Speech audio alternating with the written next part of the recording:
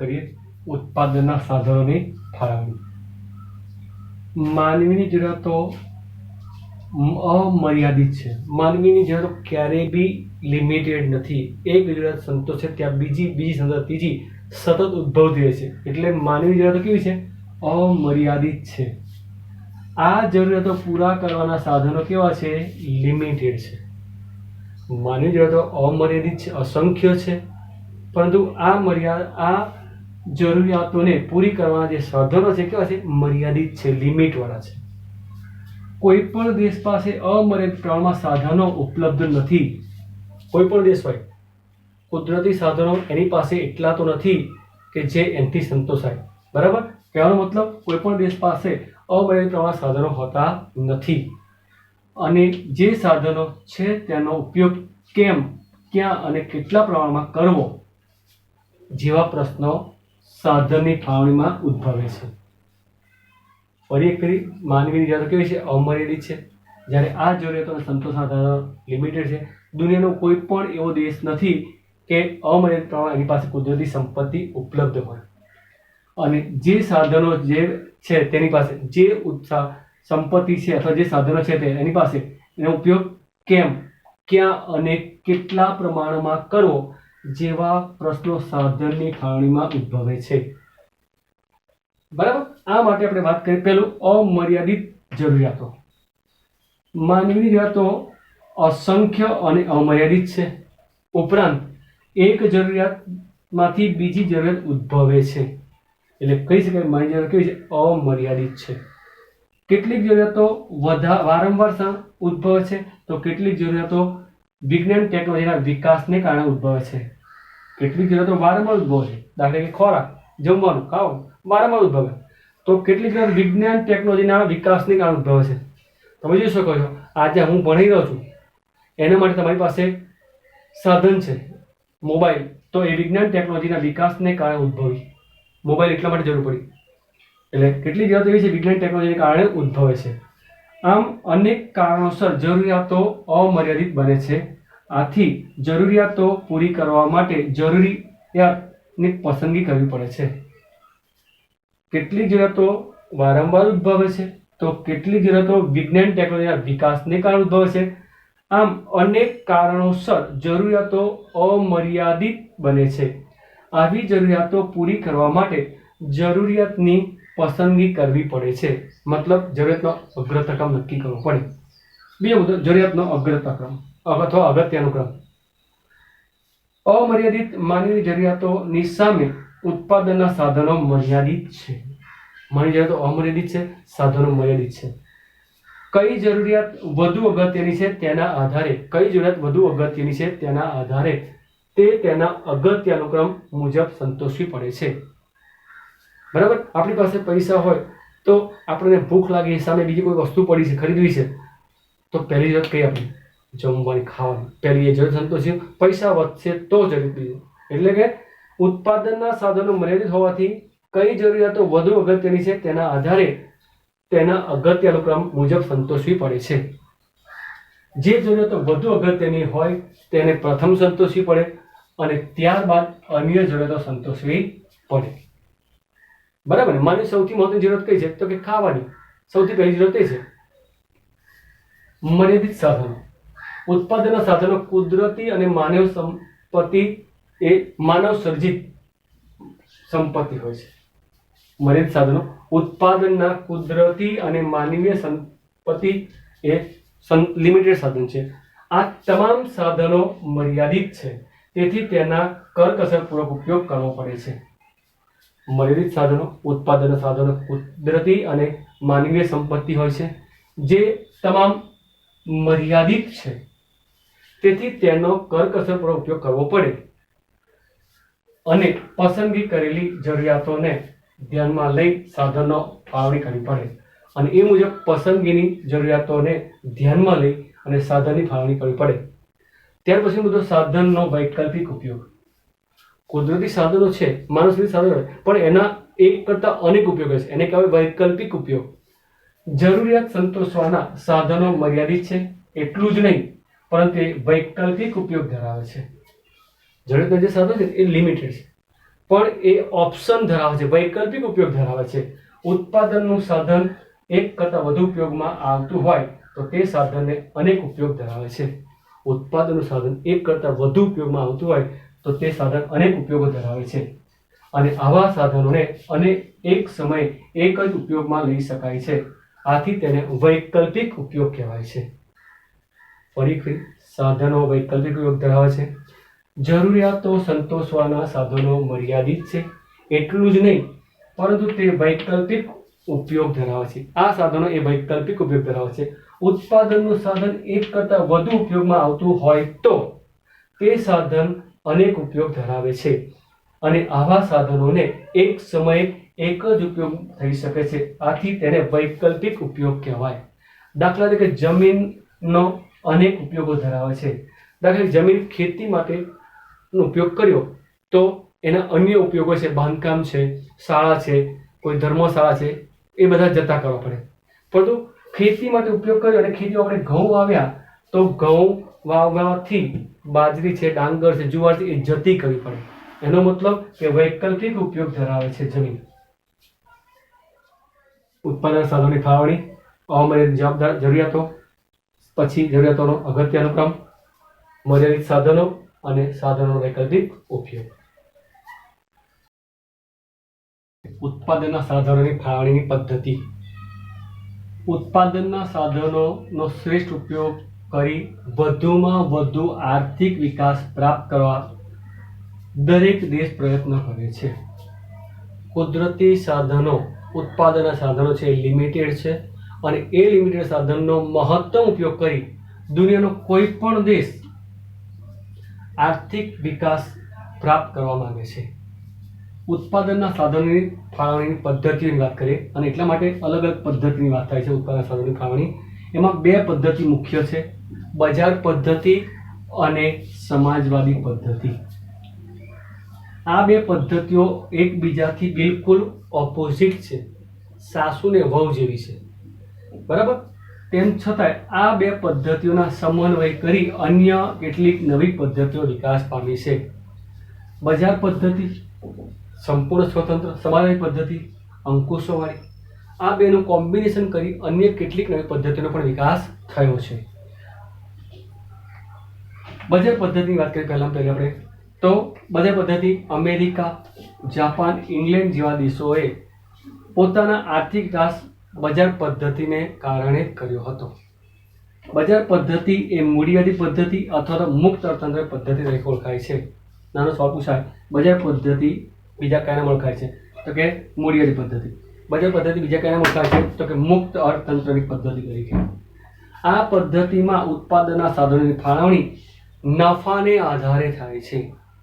જેમાં નફો વધારે મળે એમાં ઉત્પાદનમાં એ મૂડી એ સાધન રોકવાનું.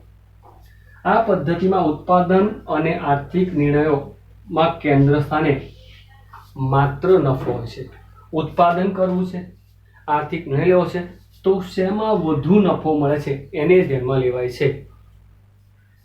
લોકોને જે ઉદ્યોગમાં વધુ નફો દેખાય તેમાં તે લોકો રોકાણ કરે છે. આ પદ્ધતિમાં બજાર સંપૂર્ણપણે મુક્ત હોય છે. સરકારની કોઈ ચોક્કસ આર્થિક નીતિ કે ભૂમિકા હોતી નથી અથવા સરકારની કોઈ દખલગીરી હોતી નથી. તમારે જે વસ્તુનું મન ફાવે તે વસ્તુ ઉત્પાદન કરો. સરકારને માત્ર ટેક્સથી મતલબ, બીજું કોઈ પ્રોબ્લેમ નહીં. ધની લોકોની મોજશોખની વસ્તુ પેદા કરો, ગમે તે વસ્તુ પેદા કરો, એને સરકારને કોઈ પ્રોબ્લેમ નહીં. કેમ? તો કે બજાર પદ્ધતિ મુક્ત અર્થતંત્ર પદ્ધતિ. સરકાર આમાં કોઈ હસ્તક્ષેપ કે માથું મારતી નથી. બજાર તંત્રમાં સ્પર્ધાનું તત્વ મહત્વનું છે. જ્યાં બજાર પદ્ધતિ ત્યાં કોમ્પિટિશન મહત્વની છે અને એના કારણે સ્પર્ધાત્મક બજારમાં મહત્તમ નફો મેળવવા કાર્યક્ષમતા વધુ ને વધુ ઊંચી લઈ જવી પડે છે. મતલબ ક્વોલિટી ઊંચી લાવવી પડે છે. જેના પર હવે નવા સંશોધનો થાય છે, નવી પદ્ધતિઓ શોધાય છે. બજાર પદ્ધતિમાં હંમેશા કોમ્પિટિશન રહેતી હોય છે અને કોમ્પિટિશનને કારણે હંમેશા મહત્તમ નફો મેળવવા માટે સતત ક્વોલિટીવાળી વસ્તુ આપવી પડે છે. જ્યાં ક્વોલિટીની જરૂર ઊભી થાય ત્યાં આગળ નવા સંશોધનો અને પદ્ધતિઓ ઉદ્ભવતી હોય છે, જેના દ્વારા ઉત્પાદન મહત્તમ થાય અને દેશનો આર્થિક વિકાસ ઝડપી બને. નવી પદ્ધતિઓ શોધાય, નવી નવા સંશોધન થાય જેથી ઉત્પાદન મહત્તમ બને અને મહત્તમ ઉત્પાદન બને તો દેશનો વિકાસ ઝડપી બને. આ પદ્ધતિમાં સ્પર્ધા કે હરીફાઈનું તત્વ અદ્રશ્ય હાથની સમગ્ર બજાર પર નિયંત્રણ રાખે છે. આ બજારમાં સ્પર્ધા કે હરીફાઈનું તત્વ જે છે તે અદ્રશ્ય હાથની જેમ સમગ્ર બજાર ઉપર પોતાનું વર્ચસ્વ રાખે છે. બરાબર, કહેવાનો મતલબ કે આ બજારમાં સ્પર્ધા વધુ હોવાથી અહીંયા અદ્રશ્ય હાથ મતલબ દરેકે ગ્રાહકને સંતોષવો પડે છે અને એ મુજબ વસ્તુ આપવી પડે છે. આ પદ્ધતિમાં સરકારનો કોઈ હસ્તક્ષેપ ન હોવાથી એને મુક્ત અર્થતંત્ર તરીકે ઓળખવામાં આવે છે. બજાર પદ્ધતિના લક્ષણોની વાત કરીએ તો બજાર પદ્ધતિના લક્ષણો કયા? તો કે પહેલું, ઉત્પાદનના સાધનોની માલિકી વ્યક્તિગત કે ખાનગી માલિકીની હોય છે, સરકારી નહીં. બજાર પદ્ધતિમાં આર્થિક પ્રવૃત્તિમાં કેન્દ્ર સ્થાને માત્ર ને માત્ર નફો હોય છે. ગ્રાહકોની પસંદગી કરવાની વિવિધ તક મળે છે અથવા વિશાળ તક મળે. ગ્રાહકને કોમ્પિટિશન એક જ વસ્તુનું કોઈ એક વસ્તુ એની ઘણી બધી પ્રોડક્ટ, મતલબ કે ટીવી જો તો ટીવી ઘણી બધી કંપની સાથે જોવા મળે, જેથી કરીને ગ્રાહકને પસંદગીનો લાભ મળે છે. સરકારનો કોઈ હસ્તક્ષેપ હોતો નથી, સરકાર આમાં કોઈ માથું આપી નથી. જેનું વસ્તુ ઉત્પાદન કરવું કરો, ગ્રાહકને સંતોષ મળવો જોઈએ. ઉત્પાદનના સાધનોની ફાળવણી નફાને ધ્યાનમાં રાખીને જ કરવામાં આવે છે અને આર્થિક નિર્ણયો ભાવતંત્રને આધારે લેવામાં આવે છે. આર્થિક નિર્ણય ભાવતંત્ર એટલે ગ્રાહક કઈ વસ્તુમાંથી કેટલા રૂપિયા ચૂકવવા તૈયાર છે એને ધ્યાનમાં રાખીને ઉત્પાદન કરવામાં આવે છે. એટલે કે ત્યાં આગળ જીવન જરૂરી ચીજ વસ્તુને બહુ મહત્વ નથી મળતું, મોત્સોકી ચીજ વસ્તુને મહત્વ વધારે મળે છે. એટલે એને કહેવાય, જેમાં ગ્રાહક વધુ પૈસા ચૂકવવા તત્પર હોય એને ભાવતંત્ર કહેવાય અને આર્થિક નિર્ણય હંમેશા ભાવતંત્રના આધારે લેવામાં આવે છે. ત્યાર પછી આપણે બજાર પદ્ધતિના લાભ અને ગેરલાભની વાત કરીશું. મિત્રો, આગળ વાત કરીએ ઉત્પાદનના સાધનોની ફાળવણીની પદ્ધતિ. ઉત્પાદનના સાધનોનો શ્રેષ્ઠ ઉપયોગ કરી વધુમાં વધુ આર્થિક વિકાસ પ્રાપ્ત કરવા દરેક દેશ પ્રયત્ન કરે છે.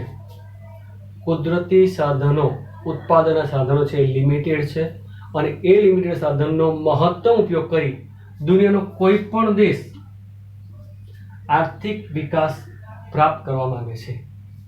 ઉત્પાદનના સાધનોની ફાળવણીની પદ્ધતિની વાત કરીએ અને એટલા માટે અલગ અલગ પદ્ધતિની વાત થાય છે. ઉત્પાદન સાધનોની ફાળવણી એમાં બે પદ્ધતિ મુખ્ય છે, બજાર પદ્ધતિ અને સમાજવાદી પદ્ધતિ. આ બે પદ્ધતિઓ એકબીજાથી બિલકુલ ઓપોઝિટ છે, સાસુ ને વહુ જેવી છે. બરાબર, તેમ છતાંય આ બે પદ્ધતિઓના સમન્વય કરી અન્ય કેટલીક નવી પદ્ધતિઓ વિકાસ પામી છે. બજાર પદ્ધતિ સંપૂર્ણ સ્વતંત્ર, સમાજવાદી પદ્ધતિ અંકુશોવાળી. આ બેનું કોમ્બિનેશન કરી અન્ય કેટલીક નવી પદ્ધતિઓનો પણ વિકાસ થયો છે. બજાર પદ્ધતિની વાત કરીએ પહેલા આપણે તો બજાર પદ્ધતિ અમેરિકા, જાપાન, ઇંગ્લેન્ડ જેવા દેશોએ પોતાના આર્થિક વિકાસ બજાર પદ્ધતિને કારણે કર્યો હતો. બજાર પદ્ધતિ એ મૂડીવાદી પદ્ધતિ અથવા તો મુક્ત અર્થતંત્ર પદ્ધતિ તરીકે ઓળખાય છે. નાનો સવાલ પૂછાય, બજાર પદ્ધતિ બીજા કયા નામ ઓળખાય છે? તો કે મૂડીવાદી પદ્ધતિ. બજાર પદ્ધતિ બીજા કયા નામ ઓળખાય છે? તો કે મુક્ત અર્થતંત્રની પદ્ધતિ તરીકે. આ પદ્ધતિમાં ઉત્પાદનના સાધનોની ફાળવણી નફાને આધારે થાય છે. જેમાં નફો વધારે મળે એમાં ઉત્પાદનમાં એ મૂડી એ સાધન રોકવાનું. આ પદ્ધતિમાં ઉત્પાદન અને આર્થિક નિર્ણયોમાં કેન્દ્ર સ્થાને માત્ર નફો હોય છે. ઉત્પાદન કરવું છે, આર્થિક નિર્ણય લેવો છે તો શેમાં વધુ નફો મળે છે એને ધ્યાનમાં લેવાય છે. લોકોને જે ઉદ્યોગમાં વધુ નફો દેખાય તેમાં તે લોકો રોકાણ કરે છે. આ પદ્ધતિમાં બજાર સંપૂર્ણપણે મુક્ત હોય છે.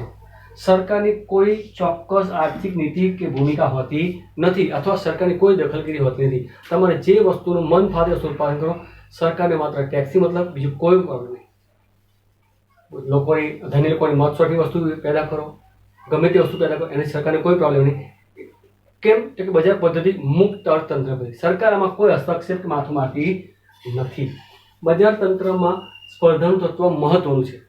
જ્યાં બજાર પદ્ધતિ ત્યાં કોમ્પિટિશન મહત્વની છે અને એના કારણે સ્પર્ધાત્મક બજારમાં મહત્તમ નફો મેળવવા કાર્યક્ષમતા વધુ ને વધુ ઊંચી લઈ જવી પડે છે. મતલબ ક્વોલિટી ઊંચી લાવવી પડે છે. જેના પર હવે નવા સંશોધનો થાય છે, નવી પદ્ધતિઓ શોધાય છે. બજાર પદ્ધતિમાં હંમેશા કોમ્પિટિશન રહેતી હોય છે અને કોમ્પિટિશનને કારણે હંમેશા મહત્તમ નફો મેળવવા માટે સતત ક્વોલિટીવાળી વસ્તુ આપવી પડે છે. જ્યાં ક્વોલિટીની જરૂર ઊભી થાય ત્યાં આગળ નવા સંશોધનો અને નવી પદ્ધતિઓ ઉદ્ભવતી હોય છે, જેના દ્વારા ઉત્પાદન મહત્તમ થાય અને દેશનો આર્થિક વિકાસ ઝડપી બને. નવી પદ્ધતિઓ શોધાય, નવા સંશોધન થાય, જેથી ઉત્પાદન મહત્તમ બને અને મહત્તમ ઉત્પાદન બને તો દેશનો વિકાસ ઝડપી બને. આ પદ્ધતિમાં સ્પર્ધા કે હરીફાઈનું તત્વ અદ્રશ્ય હાથની સમગ્ર બજાર પર નિયંત્રણ રાખે છે. આ બજારમાં સ્પર્ધા કે હરીફાઈનું તત્વ જે છે તે અદ્રશ્ય હાથની જેમ સમગ્ર બજાર ઉપર પોતાનું વર્ચસ્વ રાખે છે. બરાબર? કહેવાનો મતલબ કે આ બજારમાં સ્પર્ધા વધુ હોવાથી અહીંયા અદ્રશ્ય હાથ મતલબ દરેકે ગ્રાહકને સંતોષવો પડે છે અને એ મુજબ વસ્તુ આપવી પડે છે. આ પદ્ધતિમાં સરકારનો કોઈ હસ્તક્ષેપ ન હોવાથી એને મુક્ત અર્થતંત્ર તરીકે ઓળખવામાં આવે છે. બજાર પદ્ધતિના લક્ષણોની વાત કરીએ તો બજાર પદ્ધતિના લક્ષણો કયા? તો કે પહેલું, ઉત્પાદનના સાધનોની માલિકી વ્યક્તિગત કે ખાનગી માલિકીની હોય છે, સરકારી નહીં. બજાર પદ્ધતિમાં આર્થિક પ્રવૃત્તિમાં કેન્દ્ર સ્થાને માત્ર ને માત્ર નફો હોય છે. ગ્રાહકોની પસંદગી કરવાની વિવિધ તક મળે છે અથવા વિશાળ તક મળે. ગ્રાહકને કોમ્પિટિશન એક જ વસ્તુનું કોઈ એક વસ્તુ એની ઘણી બધી પ્રોડક્ટ, મતલબ કે ટીવી જો તો ટીવી ઘણી બધી કંપની સાથે જોવા મળે, જેથી કરીને ગ્રાહકને પસંદગીનો લાભ મળે છે. સરકારનો કોઈ હસ્તક્ષેપ હોતો નથી, સરકાર આમાં કોઈ માથું આપી નથી. જેનું વસ્તુ ઉત્પાદન કરવું એ કરો, ગ્રાહકને સંતોષ મળવો જોઈએ. ઉત્પાદનના સાધનોની ફાળવણી નફાને ધ્યાનમાં રાખીને જ કરવામાં આવે છે અને આર્થિક નિર્ણયો ભાવતંત્રને આધારે લેવામાં આવે છે. આર્થિક નિર્ણય ભાવતંત્ર એટલે ગ્રાહક કઈ વસ્તુમાંથી કેટલા રૂપિયા ચૂકવવા તૈયાર છે એને ધ્યાનમાં રાખીને ઉત્પાદન કરવામાં આવે છે. એટલે કે ત્યાં આગળ જીવન જરૂરી ચીજ વસ્તુને બહુ મહત્વ નથી મળતું, મોજશોખની ચીજ વસ્તુને મહત્વ વધારે મળે છે. એટલે એને કહેવાય, જેમાં ગ્રાહક વધુ પૈસા ચૂકવવા તત્પર હોય એને ભાવતંત્ર કહેવાય અને આર્થિક નિર્ણય હંમેશા ભાવતંત્રને આધારે લેવામાં આવે છે. ત્યાર પછી આપણે બજાર પદ્ધતિના લાભ અને ગેરલાભની વાત કરીશું. ચાલો મિત્રો, આપણે વાત કરીએ બજાર પદ્ધતિના લાભ અને ગેરલાભ. લક્ષણો જોયા, હવે આપણે લાભ અને ગેરલાભની વાત કરીએ. તો લાભ, બજાર પદ્ધતિમાં વ્યક્તિનું આર્થિક સ્વાતંત્ર્ય જળવાય છે. વ્યક્તિ જાતે નિર્ણય લઈ શકે છે. મારે કઈ વસ્તુ ખરીદવી, કઈ વસ્તુ ના ખરીદવી એને જાતે નિર્ણય લઈ શકે છે. ઉત્પાદનના સાધનો મહત્તમ અને કાર્યક્ષમ ઉપયોગ થાય છે. બજાર પદ્ધતિમાં ઉત્પાદનના સાધનોનો મહત્તમ અને કાર્યક્ષમ ઉપયોગ થાય છે. મહત્તમ ઉત્પાદન હાંસલ કરી શકાય છે. નફાને અહીંયા ધ્યાનમાં રાખીને ઉત્પાદન થતું હોવાથી અહીંયા બજાર પદ્ધતિના કેન્દ્ર સ્થાને નફો છે અને નફાને ધ્યાનમાં રાખીને ઉત્પાદન થતું હોવાથી મહત્તમ ઉત્પાદન હાંસલ કરી શકાય છે. સતત નવા સંશોધનો થતા રહે છે, જેથી દેશના આર્થિક વિકાસને વેગ મળે છે. આ તંત્રમાં બજાર તંત્રમાં હરીફાઈ હોવાથી સતત નવા સંશોધનો થતા રહે છે અને જેને કારણે દેશનો આર્થિક વિકાસ ઝડપી બને છે, આર્થિક વિકાસને વેગ મળે છે. લોકોની જરૂરિયાતોને ધ્યાનમાં લઈને ઉત્પાદન અને વહેંચણી થતી હોવાથી અહીંયા લોકોને શું જોઈએ છે એ ધ્યાનમાં રખાય છે. એટલે કે લોકોને જરૂરિયાતોને ધ્યાનમાં લઈને ઉત્પાદન અને વહેંચણી થતી હોવાથી જરૂરિયાતો મહત્તમ પ્રમાણમાં સંતોષાય છે. અહીંયા આ બજાર પદ્ધતિમાં ઉત્પાદન લોકોની જરૂરિયાતોને ધ્યાનમાં રાખવામાં આવે છે અને એ મુજબ ઉત્પાદન અને વહેંચણી થતી હોવાથી લોકોની જરૂરિયાતો મહત્તમ પ્રમાણમાં સંતોષાય, જોઈતી બધી વસ્તુ પૂરતા પ્રમાણમાં મળી રહે છે. પહેલું, વ્યક્તિને આર્થિક સ્વતંત્ર જળવાય છે. બીજું, સાધનોનો મહત્તમ અને કાર્યક્ષમ ઉપયોગ થાય છે. ત્રીજું, નફાને કેન્દ્રમાં રાખીને કામ થતું હોવાથી ઉત્પાદનનો મહત્તમ હાંસલ કરી શકાય છે. અહીંયા હરીફાઈ હોવાથી સંશોધનો નવા સંશોધનો થતા હોવાથી અહીંયા દેશનો આર્થિક વિકાસ ઝડપી બને છે અને લોકોની જરૂરિયાતને ધ્યાનમાં રાખીને ઉત્પાદન અને વહેંચણી થતી હોવાથી લોકોની જરૂરિયાતો મહત્તમ પ્રમાણમાં સંતોષાય છે. આ પદ્ધતિમાં લોકોના જીવન ધોરણમાં સુધારો થાય છે. ગેરલાભ, સિક્કાની હંમેશા બે બાજુ હોય, લાભ હોય તો ગેરલાભ હોય. ગેરલાભની વાત કરીએ તો નફાને ધ્યાનમાં રાખીને ઉત્પાદન થતું હોવાથી કેન્દ્રમાં નફો છે. બજાર પદ્ધતિ, વ્યક્તિ સ્વતંત્ર છે, ઉત્પાદકો સ્વતંત્ર છે, એટલે નફાને ધ્યાનમાં રાખીને ઉત્પાદન થતું હોવાથી મોજશોખની વસ્તુનું ઉત્પાદન વધુ થાય છે, જ્યારે પ્રાથમિક જરૂરિયાતોનું ઉત્પાદન ઓછું થાય છે. ગ્રાહક શું માંગે છે, ગ્રાહક શેના પાસે વધારે પૈસા ખર્ચ હોય એનું ઉત્પાદન વધારે થાય છે. એટલે કે નફો જેમાં વધારે હોય એ વસ્તુ ઉત્પાદન વધુ થાય છે. એટલે કે મોજશોખની વસ્તુ ઉત્પાદન વધુ થાય છે, જ્યારે પ્રાથમિક જરૂરિયાતની વસ્તુનું ઉત્પાદન ઓછું થાય છે. રાજ્યની કોઈ પણ ભૂમિકા ન હોવાથી રાજ્યનો કોઈ હસ્તક્ષેપ નથી હોતો, જેના કારણે કુદરતી સંપત્તિનો બગાડ થાય છે, વ્યય થાય છે. સરકારને કોઈ પડી નહીં, સરકારને એના ટેક્સથી મતલબ છે. તમારે જે વસ્તુ ઉત્પાદન કરો એમાં એને કારણે કુદરતી સંપત્તિનો શું થાય છે, વ્યય થાય છે, બગાડ થાય છે. ગ્રાહકોની બજાર વિશેની અજ્ઞાનતાને કારણે તેમનું શોષણ થાય છે. ગ્રાહકો બજારની માહિતીથી શિક્ષિત નથી હોતા અને એના કારણે એમનું શોષણ થાય છે. સંપત્તિ અને આવકનું કેન્દ્રીકરણ થવાથી આવકની અસમાનતામાં વધારો થાય છે. અહીંયા મોટાભાગની સંપત્તિ ધનિકોના હાથમાં જાય છે. આવકની વહેંચણી એના કારણે અસમાન બને છે. એનો મતલબ કે અહીંયા આવકની વહેંચણી અસમાન થાય છે અને એના કારણે ઇજારાશાહી વિકસે છે અને ઇજારાશાહીને કારણે મજૂરો અને ગ્રાહકોનું શોષણ થાય છે. સંપત્તિ અને આવકનું કેન્દ્રીકરણ થવાથી ધનિકોના હાથમાં હોવાથી આવકની અસમાન વહેંચણી થાય છે અને એના કારણે ઇજારાશાહીનો વિકાસ થાય છે અને ઇજારાશાહીને કારણે મજૂર અને ગ્રાહકોનું શું થાય છે, શોષણ થાય છે. હવે વાત કરીએ સમાજવાદી પદ્ધતિ. તો બજાર પદ્ધતિની અનેક ખામીઓ અને નિષ્ફળતાને કારણે સમાજવાદી પદ્ધતિનો ઉદ્ભવ થયો. અહીં આપણે જે ખામીઓ જોઈ એના કારણે સમાજવાદી પદ્ધતિનો ઉદ્ભવ થયો. રશિયા અને ચીને આ પદ્ધતિનો સ્વીકાર કરી અથવા અપનાવી ઝડપી વિકાસ સાધ્યો હતો. બજાર પદ્ધતિથી આ બિલકુલ ઓપોઝિટ સાઈડ છે, વિરોધી પદ્ધતિ છે. તમામ આર્થિક નિર્ણયો અહીંયા કેન્દ્ર સરકાર દ્વારા એટલે કે રાજ્ય તંત્ર દ્વારા લેવામાં આવે છે. સાધનોની માલિકી રાજ્યની હોય છે. સમગ્ર સંચાલન રાજ્ય દ્વારા કરવામાં આવે છે. સંપૂર્ણ માલિકી રાજ્યની હોય છે. વહીવટ બધો રાજ્ય તંત્ર દ્વારા કરવામાં આવે છે. સમાજની જરૂરિયાતોનું જે ઉત્પાદન થાય છે એ ઉત્પાદન લોકોની જરૂરિયાતોને ધ્યાનમાં રાખીને કરવામાં આવે છે. ઉત્પાદન હોય, મૂડીરોકાણ હોય, સાધનોની ફાળવણી હોય, ઉત્પાદનની વહેંચણી હોય, એ સમાજની જરૂરિયાતોને ધ્યાનમાં રાખીને રાજ્ય દ્વારા કરવામાં આવે છે. અને લક્ષણો, સમાજવાદી પદ્ધતિના લક્ષણો. પહેલું, ઉત્પાદનની માલિકી એ રાજ્યની હોય છે. અહીંયા માલિકી ખાનગી વ્યક્તિ કે વ્યક્તિગત હોય છે. બધા જ આર્થિક નિર્ણયો રાજ્ય તંત્ર દ્વારા લેવાય છે. બજાર પદ્ધતિઓ આર્થિક નિર્ણયો ભાવતંત્ર દ્વારા લેવાય છે. અહીંયા રાજ્ય તંત્ર દ્વારા લેવાય છે. આર્થિક પ્રવૃત્તિના કેન્દ્રમાં નફો નહીં, સમાજનું અથવા પ્રજાનું કલ્યાણ હોય છે. એ નફા બજાર પદ્ધતિઓ નફાને ધ્યાનમાં રાખે છે. અહીંયા સમાજના કલ્યાણને ધ્યાનમાં રાખીને ઉત્પાદન કરવા છે, નફાને નહીં. શ્રમિકોને કામના બદલામાં વેતન ચૂકવવામાં આવે છે. એમને નફો નથી હોતો. શ્રમિકો જે કામ કરે બદલામાં વેતન મળે છે. રાજ્ય સંચાલિત કારખાનાઓને મૂડી, નાણું, કાચો માલ, યંત્ર સામગ્રી રાજ્ય દ્વારા પૂરા પાડવામાં આવે છે. રાજ્ય દ્વારા જે સંચાલિત કારખાનાઓ છે એને જોઈતી મૂડી, નાણું, કાચો માલ, યંત્ર સામગ્રી રાજ્ય સરકાર દ્વારા પૂરો પાડવામાં આવે છે. આવકની વહેંચણી વાજબી અને સમાન ધોરણે થાય છે. આવકની જે વહેંચણી છે એ વાજબી અને સમાન ધોરણે થાય છે. સમાજવાદી પદ્ધતિ એટલે શું? સમાજવાદી પદ્ધતિ લક્ષણો છે. હવે આપણે જોઈશું સમાજવાદી પદ્ધતિના લાભ અને ગેરલાભ. સમાજવાદી પદ્ધતિના લાભ અને ગેરલાભની વાત કરીએ.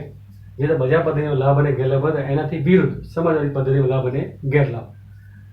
આ પદ્ધતિમાં સમાજની જરૂરિયાતો મુજબ ઉત્પાદન થતું હોવાથી બિનજરૂરી મોજશોખની વસ્તુનું ઉત્પાદન થતું નથી.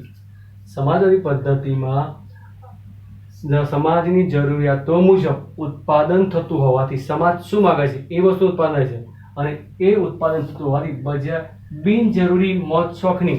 બિનજરૂરી કે મોજશોખની વસ્તુનું ઉત્પાદન થતું નથી. બીજું, ઉત્પાદનના નિર્ણયો રાજ્ય તંત્ર દ્વારા લેવાતા હોવાથી કુદરતી સંપત્તિનો વ્યય થતો નથી. આવક અને સંપત્તિની અસમાનતા દૂર થાય છે. જે બજાર પદ્ધતિનો લાભ છે ને એ અહીંયા ગેરલાભ. અહીંયા બજાર પદ્ધતિના ગેરલાભ એ સમાજવાદી પદ્ધતિના લાભ. અહીંયા ઉત્પાદનના નિર્ણયો રાજ્ય તંત્ર દ્વારા લેવાતા હોવાથી કુદરતી સંપત્તિનો વ્યય થતો નથી. સમાજવાદી પદ્ધતિ પેલી બાજુ કુદરતી સંપત્તિનો વ્યય થાય છે. અહીંયા આવક અને સંપત્તિની અસમાનતા દૂર થાય છે. ત્યાં આગળ આવક અને સંપત્તિની અસમાનતા વધે છે. અહીંયા ગ્રાહકોનું શોષણ થતું નથી. ગેરલાભ, ત્યાં ગ્રાહકોનું શોષણ થાય છે. આ પદ્ધતિમાં ઉત્પાદનના સાધનોની માલિકી રાજ્ય તંત્રની હોવાથી ઉત્પાદન વધવા માટે પ્રોત્સાહન મળતું નથી. ગમે એટલું ઉત્પાદન કરો, તમને જે પગાર મળે એ જ મળવાનો છે, એથી વધારે કંઈ મળવાનું નથી. જ્યારે બજાર પદ્ધતિમાં તમે ઉત્પાદન વધારશો તો નફો વધશે, એટલે ઉત્પાદનને પ્રોત્સાહન મળે છે. અહીંયા ઉત્પાદન વધારવા માટે કોઈ પ્રોત્સાહન મળતું નથી. હરીફાઈ કે સ્પર્ધાના ન હોવાથી અર્થતંત્રમાં નવા સંશોધનોની ગતિ મળતી નથી. બજાર પદ્ધતિમાં હરીફાઈ અને સ્પર્ધા હોવાથી ત્યાં નવા સંશોધન થાય છે. જ્યારે અહીંયા હરીફાઈ ન હોવાથી અથવા હરીફાઈ કે સ્પર્ધાની ગેરહાજરીને કારણે અર્થતંત્રમાં નવા સંશોધનની ગતિ મળતી નથી. આ પદ્ધતિમાં વ્યક્તિ સ્વાતંત્ર્ય જળવાતું નથી, ત્યાં વ્યક્તિ સ્વાતંત્ર્ય જળવાય છે. રાજ્યનો સંપૂર્ણપણે હસ્તક્ષેપ હોવાથી અમલદારશાહીનો ભય ઊભો થાય છે. અહીંયા સરકારનો સંપૂર્ણ કબજો હોવાથી, સંપૂર્ણ હસ્તક્ષેપ હોવાથી અમલદારશાહીનો ભય ઊભો થાય છે. બરાબર. ત્યાર પછી બજાર પદ્ધતિ અને સમાજ પદ્ધતિ, આ બેની કેટલીક ખામીઓ દૂર કરીને અને કેટલાક સારા તત્વો ભેગા કરીને એક નવી પદ્ધતિ ઉદ્ભવી, જેને મિશ્ર અર્થતંત્ર કહેવાય છે. જોઈએ બજાર પદ્ધતિ અને સમાજ પદ્ધતિની કેટલીક મર્યાદાઓને કારણે, કેટલીક જે ગેરલાભ છે તેને કારણે બંને પદ્ધતિઓની કેટલીક સારી બાબતો, બંનેના લાભની સારી બાબતો તો સુમેળ સાધી મધ્યમ માર્ગ તરીકે મિશ્ર અર્થતંત્રની પદ્ધતિ અસ્તિત્વમાં આવી. મિશ્ર અર્થતંત્ર એટલે શું? તો મિશ્ર અર્થતંત્ર એટલે એવી આર્થિક પદ્ધતિ કે જેમાં જાહેર અને ખાનગી ક્ષેત્રનું સહઅસ્તિત્વ હોય, બંનેનું કોમ્બિનેશન. મિશ્ર અર્થતંત્ર એટલે એવી આર્થિક પદ્ધતિ કે જેમાં જાહેર અને ખાનગી ક્ષેત્રનું સહઅસ્તિત્વ હોય અને બંને એકબીજાને હરીફ નહીં, કોમ્પિટિટર નહીં, પરંતુ બંને એકબીજાના પૂરક બનીને કામ કરતા હોય છે.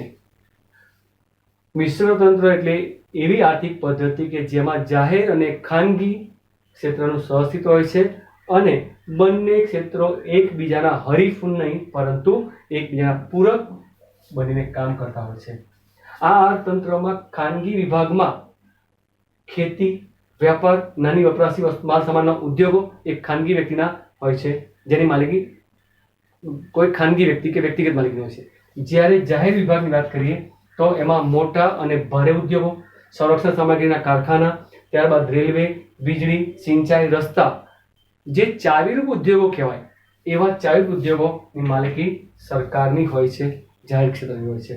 આ પદ્ધતિ સંપૂર્ણપણે મુક્ત નથી. આ પદ્ધતિ સંપૂર્ણપણે મુક્ત નથી, કારણ કે બંનેનું કોમ્બિનેશન છે, બજાર પદ્ધતિ અને સમાજ પદ્ધતિનું સંપૂર્ણપણે. અહીંયા સરકાર દ્વારા કેટલાક અંકુશો મૂકવામાં આવે છે, નિયંત્રણ હોય છે સરકારનું. આથી આ પદ્ધતિ અંકુશો અને નિયંત્રણ હોવાથી, આ પદ્ધતિમાં અંકુશો અને નિયંત્રણ હોવાથી આ પદ્ધતિને નિયંત્રિત આર્થિક પદ્ધતિ તરીકે ઓળખવામાં આવે છે. દાખલા કે આવા દેશો જ્યાં અર્થતંત્ર મિશ્ર અર્થતંત્ર ચાલે, જેવા ભારત અને ફ્રાન્સ દેશમાં આ પદ્ધતિ. આમાં પણ કેટલીક ખામીઓ છે. મિશ્ર તંત્ર છે એમાં પણ ખામીઓ છે. કઈ ખામીઓ? કે આર્થિક અસ્થિરતા જોવા મળે છે, સંકલનનો અભાવ જોવા મળે છે. અહીંયા લખે છે કે જાહેર અને ખાનગી ક્ષેત્રનું સહઅસ્તિત્વ હોય છે, પણ એ સંકલન આ બેનું હોતું નથી, એનો અભાવ જોવા મળે છે. આર્થિક ગતિમાં અસાતત્યતા જોવા મળે છે. આર્થિક વિકાસને નો નીચો દર રહે છે. આ એની ખામી. આપણે બજાર પદ્ધતિ, સામાજિક પદ્ધતિ, મિશ્ર અર્થતંત્રની વાત કરી, પણ આજે દુનિયાનો કોઈ એવો દેશ નથી કે જ્યાં સંપૂર્ણપણે બજાર પદ્ધતિ કે સંપૂર્ણપણે સમાજવાદી પદ્ધતિ હોય. 100% બજાર પદ્ધતિ બી નથી કોઈ દેશમાં, તો 100% સમાજવાદી પદ્ધતિ બી નથી. આજે દુનિયાના મોટા ભાગના દેશોમાં મિશ્ર અર્થતંત્રનો અમલ થતો જોવા મળે છે. ટૂંકમાં સમાજવાદી પદ્ધતિ અને બજારવાદી પદ્ધતિ જે અસ્તિત્વ હતું, હવે એ ઘટતું જાય છે અને મિશ્ર અર્થતંત્રને મહત્વ વધતું ગયું છે.